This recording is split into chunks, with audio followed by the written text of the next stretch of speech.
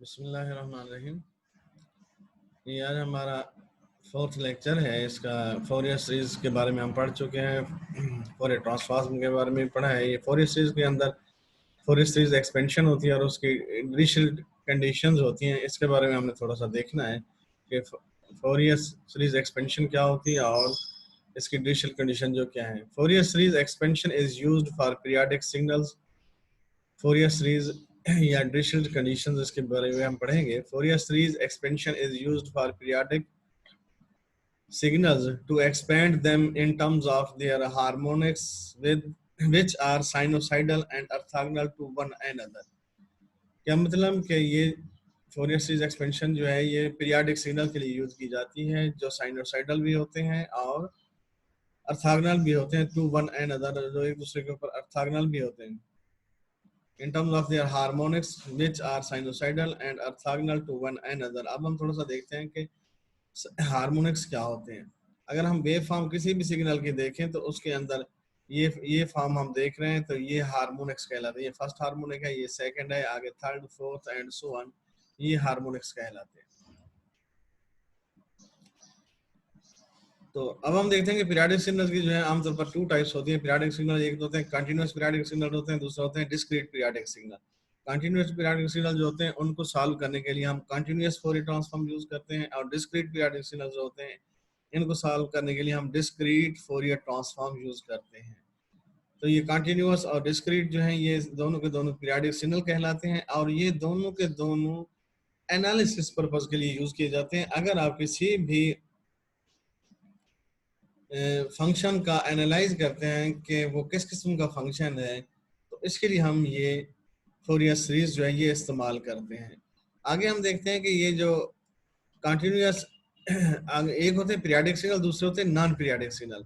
अब हमने यहाँ पे तो देखा कि ये पीरियोडिक सिग्नल है, कंटिन्यूअस और डिस्क्रीट ये दोनों के दोनों क्या है पीरियोडिक सिग्नल है और किस पर्पस के लिए यूज किए जाते हैं for the analysis purpose, for the analysis purpose के लिए यूज किए जाते हैं। और दूसरे होते हैं नॉन पीरियोडिक सिग्नल।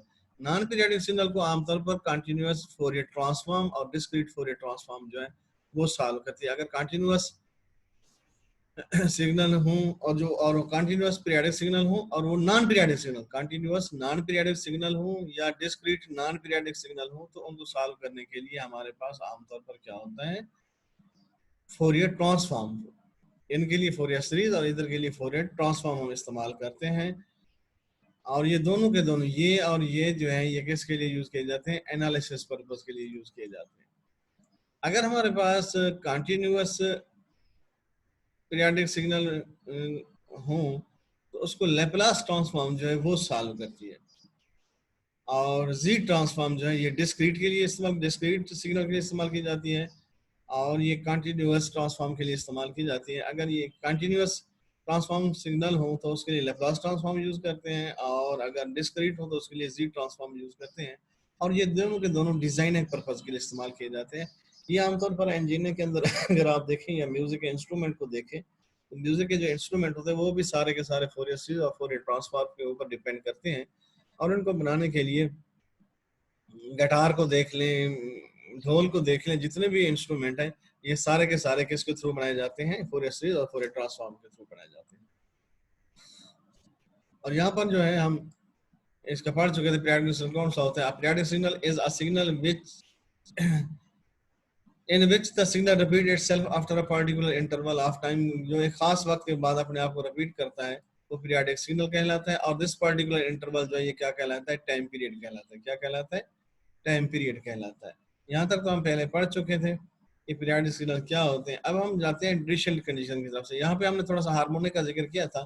फर्ज पे हमारे पास ये कोई एक सिग्नल है इस तरह का। अगर यहाँ पे ये देखें तो ये सिंगल फ्रीक्वेंसी सिग्नल है, ये पहला जो है ये सिग्नल जो है ये देखें कि एक ही फ्रीक्वेंसी के ऊपर जो है वो सिग्नल चेंज हो रहा है, यानी जितना इसकी लेंथ है वेड्थ है उतनी ही इसकी लेंथ और वेड्थ है। तो यहाँ पे सिंगल फ्रीक्वेंसी होती है। फ्रीक्वेंसी की वैसे यूनिट क्या होता है साइकिल पर सेकंड होता है या हर्ट्ज भी कहलाता है और ये f = 1 ओवर टाइम पीरियड के होता है। तो ये सिंगल फ्रीक्वेंसी सिग्नल कहलाता है। अगर हमारे पास सिग्नल इस किस्म का हो जिसमें बहुत सारी ये छोटी छोटी पीक्स, ये बड़ी पीक है, फिर ये स्मॉल छोटी छोटी है, फिर ये बड़ी पीक है तो इस किस्म का अगर सिग्नल हो तो ये मल्टी फ्रीक्वेंसी सिग्नल कहलाता है। वो सिंगल फ्रीक्वेंसी सिग्नल और ये मल्टी फ्रीक्वेंसी सिग्नल कहलाता है, क्योंकि इसमें बहुत सारी फ्रीक्वेंसी जो शामिल है। एक इस सिग्नल की फ्रीक्वेंसी होगी, फिर इसकी होगी, फिर इसकी होगी, फिर इसकी, एंड सो ऑन। इस तरीके से ये मल्टी फ्रीक्वेंसी सिग्नल कहलाता है। तो इसमें ये फर्स्ट हार्मोनिक कहलाता है, ये सेकंड हार्मोनिक कहलाता है, और ये third harmonic, fourth harmonic, and so on. तो इसकी हमने ये एग्जांपल ली है। यहाँ पे ये देखेंगे एक्स टी, ये कोई सिग्नल है, x t equal to sine omega t, sine 2 omega t, 7 sine 3 omega t. तो ये फर्स्ट हार्मोनिक है, ये सेकंड हार्मोनिक है, ये थर्ड हार्मोनिक है, एंड सो ऑन। तो ये हार्मोनिक्स कहलाते हैं जो इसके अंदर यहाँ पे ये आते हैं। उसके बाद हमारे पास जो है वो है ड्रिशेल्ड कंडीशंस हैं, उसको हम देखते हैं थोड़ा सा। यहाँ पे कुछ इनकी एग्जांपल्स वगैरह हैं। अब हम देखते हैं कि फोरियर सीरीज जो है इसकी 3 टाइप्स होती हैं आमतौर पर। टाइप्स ऑफ फोरियर सीरीज, पहली होती है ट्रिग्नोमेट्रिक फोरियर सीरीज, दूसरी होती है कॉम्प्लेक्स या एक्सपोनेंशियल फोरियर सीरीज, तीसरी जो है पोलर और हार्मोनिक फोरियर सीरीज जो होती है। ये 3 टाइप्स की फोरियर सीरीज हम इस्तेमाल करते हैं, यूज करते हैं। यहाँ पे जो है कंडीशंस हैं, डिफरेंशियल कंडीशन जिसको हम कहते हैं फॉर द पीरियोडिक सिग्नल्स के लिए, कि फोरियर सीरीज जो है वो किन कंडीशंस के तहत एग्जिस्ट करती है और किन के तहत एग्जिस्ट नहीं करती। ये ड्रिशेल्ड कंडीशंस कहलाती हैं। ये जर्मन मैथमेटिशियन है, इसने ये कंडीशन पहली दफा जो है वो इंट्रोड्यूस कराई किसके अंदर, फोरियर सीरीज के अंदर। तो कंडीशन 1 जो है वो ये है कि periodic signal should have finite number of maxima and minima over the range of time period. ये over the range of time period जो है ये बहुत अहम चीज है जो नोट करने वाली है, कि जो टाइम पीरियड आपको गिवन है उसके अंदर सिग्नल जो है वो finite number of maxima and minima रखता है। इनफिनाइट नहीं होते बल्कि फिनाइट होते हैं, जिसको आप काउंट कर सकते हैं। उसकी ये एग्जांपल हमारे पास है। फर्स्ट हमारे पास ये एक पीरियोडिक सिग्नल है और ये स्क्वायर वेव है। ये देखिए 0 से स्टार्ट हुआ टी नॉट पर, टी नॉट से स्टार्ट हुआ यहाँ पे 2 टी नॉट पर, और 2 टी नॉट से स्टार्ट हुआ यहाँ पे 3 टी नॉट पर। अगर हम इसको डिवाइड कर दें तो यानी एक सिग्नल को हाफ करें तो ये टी नॉट बाई 2 हो जाएगा। ये यहाँ पे अगर डिवाइड करें तो ये 3 टी नॉट बाई 2 हो जाएगा, एंड सो ऑन। आगे की तरफ अगर 5 टी नॉट बाई 2 हो जाएगा। इसको अगर हम करें तो अगर हम इस ये जो टाइम पीरियड आपको गिवन है कि 0 टू टी नॉट के दरमियान में देखें, या 0 टू 3 टी नॉट बाई 2 के दरमियान में देखें, या इसको अगर 0 तो यहाँ पर टी नॉट है, यहाँ पर 2 टी नॉट के दरमियान में देखें, तो यहाँ पे ये मैक्सिमा की मुराद क्या है कि ये अपर वाले पॉइंट्स जो हैं ये मैक्सिमा कहलाते हैं, और जो ये लोअर पॉइंट्स हैं ये क्या कहलाते हैं, मिनिमा कहलाते हैं। अगर हम इस पीरियड में देखें तो 0 टी नॉट बाई 2 के देखें तो ये एक मैक्सिमा मौजूद है, ये वाला यहाँ पे ये एक मैक्सिमा कहलाता है। अगर हम 0 टू टी नॉट देखें तो यहाँ पे एक मिनिमा है, तो एक मैक्सिमा है और एक मिनिमा है। तो इसका मतलब है कि फाइनाइट नंबर है, हम इसको काउंट कर सकते हैं। तो इस किस्म का अगर हमारे पास सिग्नल हो तो उसकी फोरियर सीरीज एक्सपेंशन जो है वो एग्जिस्ट करती है। उसकी क्या करती है, फोरियर सीरीज जो है वो एग्जिस्ट करती है। तो यहाँ पे देखिए in one time period we do ना, अच्छा ये तो हाँ ताकि इसके 0 टू टी नॉट इंटरवल में अगर हम देखें तो हम आसानी से काउंट कर सकते हैं कि 1 मैक्सिमा है और 1 ही मिनिमा है।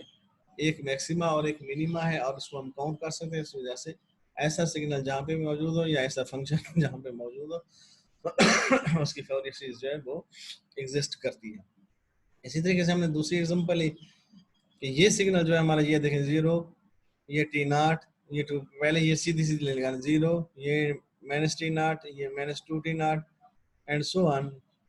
तो इस सिग्नल ये देखें यहाँ पे ये 0 टू ये टी नॉट है, और ये एक लाइन है, और एक लाइन ये है, और एक लाइन जो है वो ये है। अगर हम यहाँ पर इस सिग्नल के अंदर ये बना दें तो यहाँ पर एंड पे जब हम जाते हैं तो यहाँ पे इनफिनाइट नंबर ऑफ वेव्स बन जाती हैं। जैसे ये है, बहुत सारी वेव्स यहाँ पे बन जाती है। तो यहाँ पे ये इनफिनाइट नंबर ऑफ वेव्स होती हैं। अगर ये इनफिनाइट है तो यहाँ पे मैक्सिमा जो है वो भी इनफिनाइट होते हैं और मिनिमा जो है वो भी इनफिनाइट होते हैं। तो इस किस्म के सिग्नल के लिए फोरियर सीरीज जो है वो एग्जिस्ट नहीं करती। In one time period we do not have finite number of maxima and minima, क्योंकि यहाँ पे बहुत सारे ओवरलैपिंग वेव्स होती हैं या ये सिग्नल होता है, ओवरलैपिंग सिग्नल्स होते हैं जिसको हम काउंट नहीं कर सकते। तो इस वजह से हम कहते हैं कि ये इनफिनाइट नंबर ऑफ मैक्सिमा और मिनिमा है। तो इस किस्म के सिग्नल या फंक्शन के लिए फोरियर सीरीज जो है, यहाँ पे हमने लिखा है कि इनफिनाइट नंबर ऑफ मैक्सिमा है, इनफिनाइट नंबर ऑफ मिनिमा है। तो इस किस्म के सिग्नल के लिए फोरियर सीरीज जो है वो exist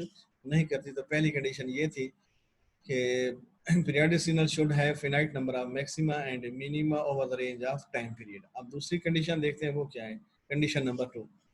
Periodic signals should have finite number of discontinuities over the range of time period कि जो भी टाइम पीरियड गिवन है इसके अंदर फंक्शन जो है वो फिनाइट नंबर ऑफ डिसकंटिन्यूटी से क्या मुराद है कि फर्ज करें मैं एग्जांपल से समझा देता हूँ कि अगर हम बटन को ऑन करते हैं लाइट ऑन हो जाती है तो ये कंटिन्यूअस है, अगर हम ऑफ करते हैं बटन को ऑफ कर देते हैं शट डाउन करते हैं तो ऊपर से बल्ब हमारा ऑफ हो जाता है तो ये डिसकंटिन्यूट होती है, कंटिन्यूटी कहलाती है। ऑन ऑफ को हम ऑन को कंटिन्यूअस और ऑफ को डिसकंटिन्यूअस कह सकते हैं समझने के लिए। तो यहाँ पे भी हमारे पास एक सिग्नल यहाँ पे ये दिया गया है, अगर इसको हम देखें कि ये देखें ये जीरो से स्टार्ट हुआ, ये जीरो, ये वन, ये फिर यही वन कांस्टेंट चलता रहा, यहाँ पे ये वन से फिर जीरो हो गया, ये सारा जीरो, जीरो से फिर ये वन हो गया, वन से ये वन चलता है, ये फिर वन से जीरो और ये जीरो से वन, वन से जीरो, सिग्नल हमारा जीरो से वन और वन से जीरो हो रहा है। जीरो से वन से मुराद ये है कि ये ऑन है और वन से जीरो मुराद ये है कि ये ऑफ है। अगर हम यहाँ पे देखें तो हमारे पास यहाँ पे ये देखें ये फंक्शन यहाँ जीरो से वन ये कंटिन्यूअस हो गया और वन से जीरो ये डिसकंटिन्यूअस हो गया, फिर जीरो से वन ये कंटिन्यूअस हो गया, वन से जीरो ये फिर डिसकंटिन्यूअस हो गया, ये वन से जीरो फिर डिसकंटिन्यूअस हो गया, जीरो से वन फिर कंटिन्यूअस हो गया। तो अगर इनको हम काउंट करें तो ये देखें zero to one, one to zero या जीरो टू टी नॉट तक अगर हम देखें तो हमारे पास फिनाइट नंबर ऑफ कंटिन्यूटीज और डिसकंटिन्यूटीज हैं, यानी इनको हम काउंट कर सकते हैं। अगर हम जीरो टू टी नॉट देखते हैं तो हमारे पास क्या है, सिग्नल जो है जीरो से वन पे गया है, वन से जीरो पे आया है, जीरो से वन पे गया है, यानी from time period zero to t naught signal is changing from zero to one, one to zero and zero to one. देखिए जीरो टू वन, ये one to zero, zero to one, one to zero, तो यहाँ पे ये zero to one, one to zero, zero to one, यानी एक time period में zero to t naught अगर हम इसको देखें तो ये सिग्नल जो है हमारा क्या करता है, zero to one, one to zero और जीरो टू वन हो जाता है। तो इस किस्म का सिग्नल अगर हो तो इसकी फोरियर सीरीज जो है वो फोरियर सीरीज एक्सपेंशन जो है वो एग्जिस्ट करती है। और इसकी एक एग्जांपल जो है जिसमें एग्जिस्ट नहीं करती, ये हमारे पास इस किस्म का अगर फर्ज करें सिग्नल ये वही है कि जीरो टू टी नॉट ये हमारा सिग्नल है। अगर हम इसके दरमियान में इस किस्म का सिग्नल बनाएं तो आप ये देखें कि ये सिग्नल इसकी लेंथ और विड्थ जो है वो कम होती जा रही है। यहाँ पे इसकी ये हाइट जो है h है, यहाँ पे विड्थ जो है वो w है और यहाँ पे देखें तो ये उसकी हाफ है, w/2 है और h/2 है। एंड इसी तरीके से अगर इसको देखें तो w/3 है, हाइट भी h/3 है, आगे देखें तो फिर w/4 है, h/4, तो सो ऑन इस तरीके से करते करते करते यहाँ तक जो है ये इनफिनाइट नंबर ऑफ डिसकंटिन्यूटीज और कंटिन्यूटीज होती हैं। तो इस किस्म के फंक्शन के लिए फोरियर सीरीज जो है वो डू नॉट एग्जिस्ट, ये क्रॉस का मतलब है डू नॉट एग्जिस्ट होता है। अब तीसरी कंडीशन जो है वो हमारे पास ये है, periodic signals should be absolutely integrable over the range of time period. इसका मतलब ये है कि हमारे पास जो गिवन टाइम पीरियड है उसके अंदर कोई भी फंक्शन या पीरियोडिक सिग्नल दिया गया है तो हम उसको इंटीग्रेट कर सकते हैं। उस इंटीग्रेशन की वैल्यू कुछ ना कुछ वैल्यू हमें मालूम हो जाती है, उसकी वैल्यू इनफिनाइट नहीं होती। अगर इनफिनाइट हो जाए तो फिर इंटेग्रेबल नहीं होता, अगर इनफिनाइट ना हो कुछ ना कुछ वो वैल्यू दे दे तो हम कह सकते हैं कि वो सिग्नल जो है वो इंटेग्रेबल होता है। इसकी एक एग्जांपल हमने ये देखा है कि ये जीरो टू ये वन ये एक स्क्वायर वेव है, फिर ये जीरो टू ये स्क्वायर वेव है और ये जीरो टू फिर ये स्क्वायर वेव है और zero to time t naught है इसका। अगर हम इसको देखें तो ये जो है ना ये लेंथ और ये विड्थ और ये हाइट जो है ये क्या देती है, एरिया देती है। ये हमारे पास एरिया है और कहाँ से है, zero to t naught by two भी है या जीरो टू टी नॉट है। अगर हम इस किस्म का सिग्नल ये सिग्नल है हमारे पास एक्स टी जो है ये कोई भी सिग्नल है over the time period of T के दरमियान में, अगर हम इस किस्म सिग्नल को इंटीग्रेट करते हैं तो हमने यहाँ पे देखा है कि मैंने से infinity to infinity x one into t, x function है कि इसका टी का ये उसका मॉडुलस वैल्यू है d T less than infinity, यानी इसका मतलब है कि ये फिनाइट वैल्यू है। और यहाँ पे इसी को हमने थोड़ा सा अंडरस्टैंड करने की कोशिश की है। अगर हम इसको इंटीग्रेट करते हैं ये पीरियड जो हमें दिया गया है t naught zero to t naught by two, यहाँ से zero to t naught by two, यहाँ से एक सिग्नल अगर हम ले लें तो ये क्या है zero X one T D T less than infinity या zero to T by two, ये वाला zero to T by two X one T over, अब टी क्योंकि वन है तो यहाँ पे वन डाल देंगे डी टी हो गया। तो ये वैल्यू जो है ये इसकी जो है ये एरिया देता है, ये इंटीग्रल जो है हमें क्या वैल्यू देता है, area A into T naught by to, यानी ये देखें ये ए है और ये जो है ये टी नॉट बाई टू है, इनको मल्टीप्लाई करेंगे तो हमारे पास एरिया आ जाता है। अब ये कुछ ना कुछ वैल्यू है, इसको हम ठीक है एरिया की हमें एग्जैक्ट वैल्यू नहीं है, लेकिन ये भी एरिया की कुछ ना कुछ वैल्यू जो है वो हमें मिल जाती है। तो ऐसे इंटीग्रल जिसकी कुछ ना कुछ हमें वैल्यू मिल जाए वो, या ऐसे पीरियाडिक फंक्शन जिसकी कुछ ना कुछ हमें वैल्यू मिल जाए वो इंटेग्रेबल कहलाते हैं। यहाँ पे लिखा हुआ है periodic signal should be absolutely integrable, वो पीरियाडिक सिग्नल जिनकी एब्सोल्युटली यानी उनकी कुछ ना कुछ हमें वैल्यू मिल जाए over the given time period, तो उनका फोरियर सीरीज में एग्जिस्ट करता है। अगर इसी तरीके से हम कोई इसकी एग्जांपल दूसरी ले लें, जैसे ये कोई एक सिग्नल और है कि x2t = 10t, ये सिग्नल है कि हमारे पास ये 10 2t का अगर हम ग्राफ ड्रा करें तो हमारे पास इस किस्म का ग्राफ जो है वो बनता है, ये वाला ग्राफ बनता है।